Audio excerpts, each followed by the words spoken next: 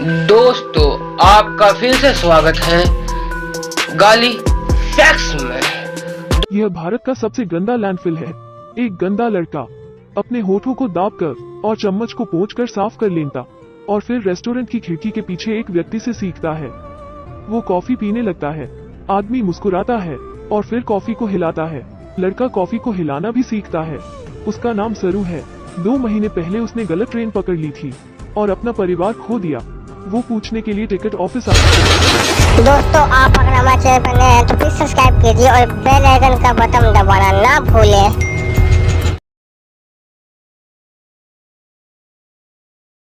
आया था, लेकिन भाषा के अभाव के कारण उसे वहाँ के लोगों द्वारा बहिष्कृत किया गया और अच्छी डांट भी पड़ी। फिल्म एक सच्ची कहानी पर आधारित है। सरू को घर वापस आने में 25 साल तक का अनुभव हुआ। जब वो बच्चा था तो बहुत होशियार था। वो और उसका भाई पथरीला कोयला चुराते थे और अपने परिवार के लिए पैसे कमाने के लिए बेच दिया करते थे।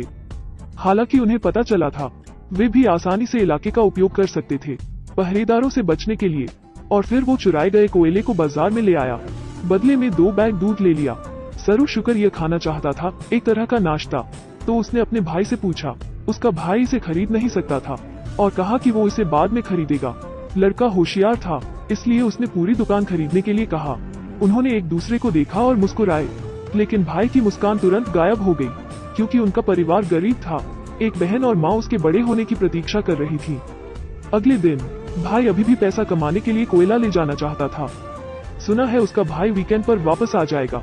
सरू उसके साथ जाना चाहता था, लेकिन भाई ने कहा कि वो बहुत छोटा है, रात की पाली में काम नहीं कर सकता, भारी काम नहीं कर सकता। उसने अपनी ताकत दिखाई और कहा कि वो कर सकता है।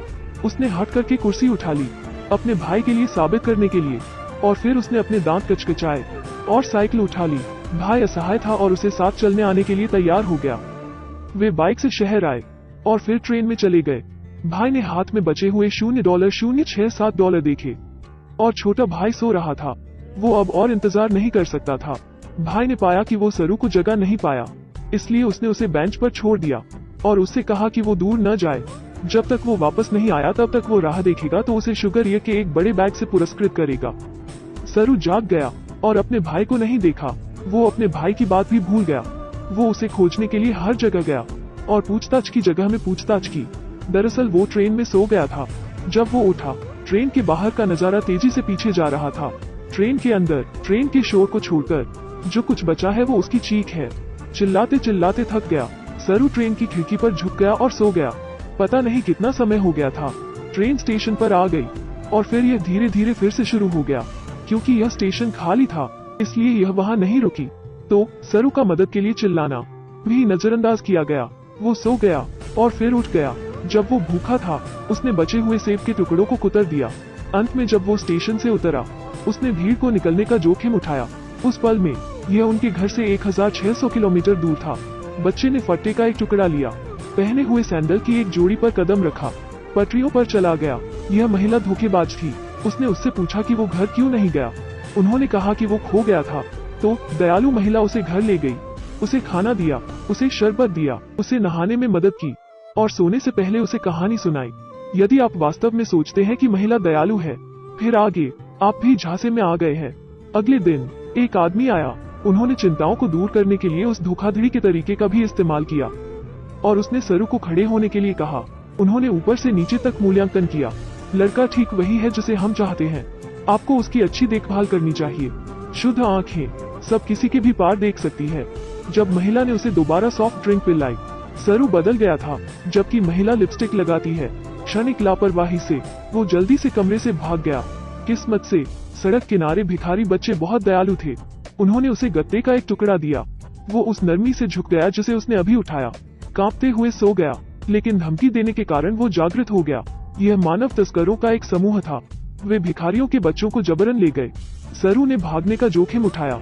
उनके सामने पुलिस है। मजे की बात है, पुलिस ने उसकी मदद नहीं की। सरू पागलपन से पूरे रास्ते भागा। उसने पीछे मुड़कर देखने की भी हिम्मत नहीं की। अचानक सामने की लाइट जल गई। सारू दीवार में फंस गया और भागने का जोखिम उठाया। बड़े पुल के पार दौड़ने के बाद सरू ने नीचे एक मंदिर में ज्वाला देखी। उन्होंने पूजा किए जा रहे फलों को देखा। सबसे पहले उसने अपना हाथ एक साथ जोड़ा और चुपचाप प्रार्थना की। उसके बाद उन्होंने जमीन पर फल ले लिया, खाने के लिए मुंह खोलने लगा ताकि भूख से न मरे। सरू रोज लैंडफिल पर आता है भोजन खोजने के लिए। एक दिन उसने एक चम्मच खोदने के लिए एक शाखा का इस्तेमाल किया।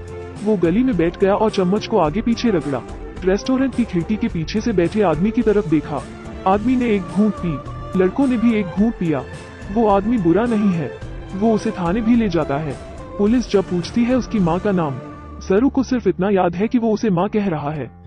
मजबूर, पुलिस ही उसे अनाथालय ले जा सकती है। हालांकि उसे खाने और सोने की चिंता करने की जरूरत नहीं है, लेकिन आमतौर पर उसके साथ वयस्कों द्वारा दुर्व्यवहार किया जाता है। सूद नाम की एक महिला उसे ढूंढने आती है। वो कहती है कि उन्होंने कई मशहूर अखबारों में उनकी खबरें प्रस्तुत की हैं, लेकिन अभी भी कोई परिवार उसे खोजने नहीं आता है। वो यह भी कहती है कि एक ऑस्ट्रेलियन कपल है, उसे अपनाने को तैयार है। सरू हाथ में तस्वीर को देखता है और पूछने के लिए मुड़ता है, क्या तुमने सच में मेरी माँ को ढूंढ लिया है? उसके बाद वो विमान में बैठता है। अपने जीवन की सबसे खूबसूरत देवदूत से मिलता है, एक धनी युगल। यह बच्चा बहुत पहले की बात नहीं है, तस्करों द्वारा पीटा जाता है। भोजन खोजने के लिए लैंडफिल में छिपता था। अब वो एक नौक चला रहा है, खाने की चिंता नहीं करता। उन्हें एक धनी दंपति ने गोद लिया था। नसीब बदल गया है, किस्मत ने उसे स्वीकार कर लिया है। पलक झपकने के बाद 20 साल बीत चुके हैं। वो अपने पालक माता पिता की उम्मीदों को निराश नहीं करता है। एक उत्कृष्ट अंक के साथ एक प्रसिद्ध विश्वविद्यालय में प्रवेश करता है। इसके अलावा वो दोस्त भी बनाता है, उस तरह की एक उत्कृष्ट विश्वविद्यालय की लड़की। बहुत जल्द ही दोनों एक रिश्ते में आ जाते हैं। दोस्तों के साथ मीटिंग में सरू रसोई में शुगर एयर देखता है। यह उसकी धूल भरी यादों को उजागर करता है। पता चला कि बचपन में ही उन्होंने अपना परिवार खो दिया था। गलत ट्रेन में बैठ गया था, एक फुटपाथ का जीवन जिया और फिर अनाथालय को दे दिया गया और सौभाग्य से एक जोड़े द्वारा अपनाया गया था। उसके दोस्तों के जाने के वक्त वे उसे बहुत सांत्वना देते हैं और उससे कहो कि चिंता मत करो। वो ट्रेन की गति के आधार पर और ड्राइविंग समय अपने घर की अनुमानित दूरी की गणना कर सकता है। तर्क और गणना के बाद परिणाम लगभग 1600 किलोमीटर है, लेकिन यह भूसे के ढेर में सुई खोजने जैसा है। वो बहुत व्याकुल है, लेकिन वो इससे भी डरता है कि उसके पालक माता पिता दुखी हों, तो वो इस कहानी को छुपाता है। तभी से सरू का खिंचाव उस तरफ होने लगता है। वो नक्शे से ढूंढता रहता है। दोस्तों से मिलने पर भी उसे भी कोई दिलचस्पी नहीं है। वो अपनी प्रेमिका के साथ अपने धैर्य को भी खो देता है और ब्रेकअप करने की पेशकश करता है।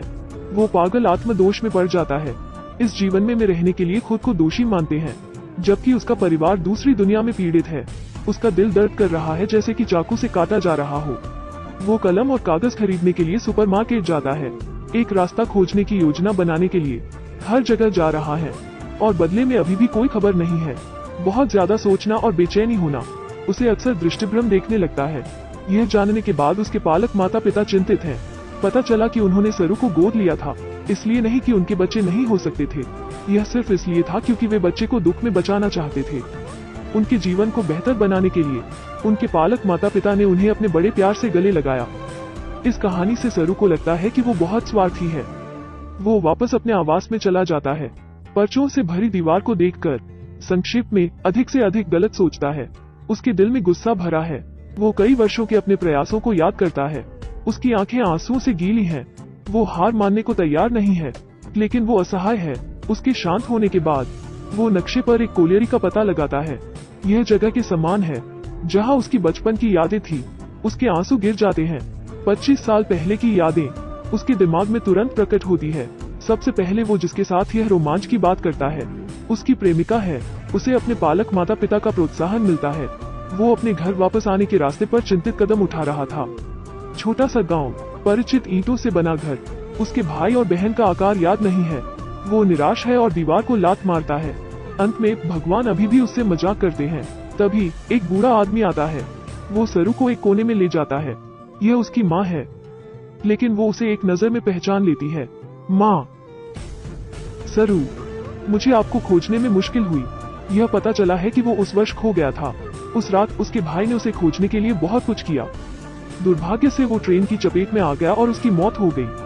उस समय माँ ने 2 बेटों को खो दिया, लेकिन माँ का मानना कि सरू आखिरकार वापस आ ही जाएगा।